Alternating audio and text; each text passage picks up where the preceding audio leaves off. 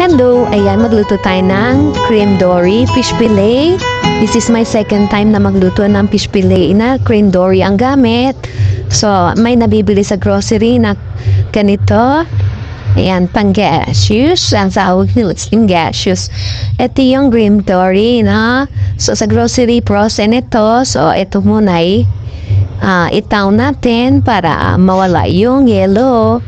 Then, saka natin hugasan maigi, drain and chop natin according to size na gusto natin. So, ito naganda ko ng 2 itlog, breadcrumbs at ito ay harina. O you can use naman na cornstarch, mas maganda. So, lagyan natin ng ground black pepper and salt para magkalasa. Ay, syempre yung cream dory natin ay imamarinate din natin. So, mix lang natin to, ha? Ayan. Ayan, mix natin silang lahat para mag-even yung lasa. Ito, ibit natin yung egg.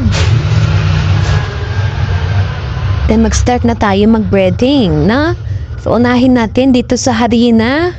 Igulong-gulong lang natin itong ating cream dory. So, yan. Ito na, siyempre, imamarinate ko ito. Nilagyan ko ng konting asin, paminta, betchin. At kung gusto niyo ng seasoning, lagyan niyo ng seasoning. Nilagyan ko ito ng konting ginisa mix. Para may tsaka ibang lasa, Kasi maganda talaga yung ginisa mix sa mga niluluto na piniprito-prito. Admire, ayan. So, dahil mo siya, dinurudurong ko muna siya bago ko ihalo. So, kailangan natin itong haluan. Mix natin.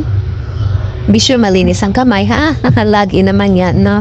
So, yan, gulong lang natin dito sa ating harina or cornstarch. Harina yung aking ginamit. Then, sunod natin sa itlog. At saka sa breadcrumbs. Ayan. Cover natin maigi para dumikit yung breadcrumbs. Ayan. Sa breadcrumbs na yung dulo. So, pakapitin natin yung breadcrumbs maigi, ha?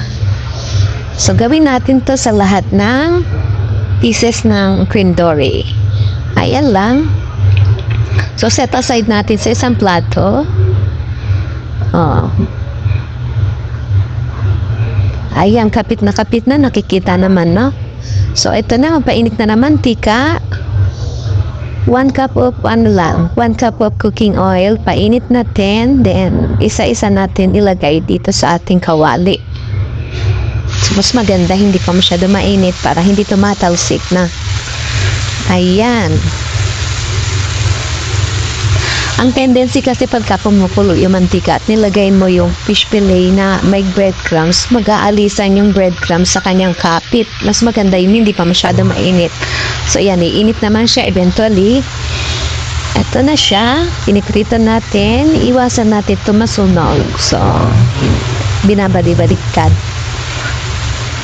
So, ito masarap to with, cream. So, gumawa ako dito ng pinaka-cream niya or sauce, na mayonnaise, isang kalamansi at paminta, tsaka dinurog na garlic. Ganun ang ginawa ko, no? So, ganyan lang, lutuin lang yung mga natira. Ito na yung kinalabasan, luto na, crunchy, masarap, malasa. Ito na yung cream na aking sinabi. Bye-bye na. Thanks for watching. Please subscribe to my channel for more updates. Love you all.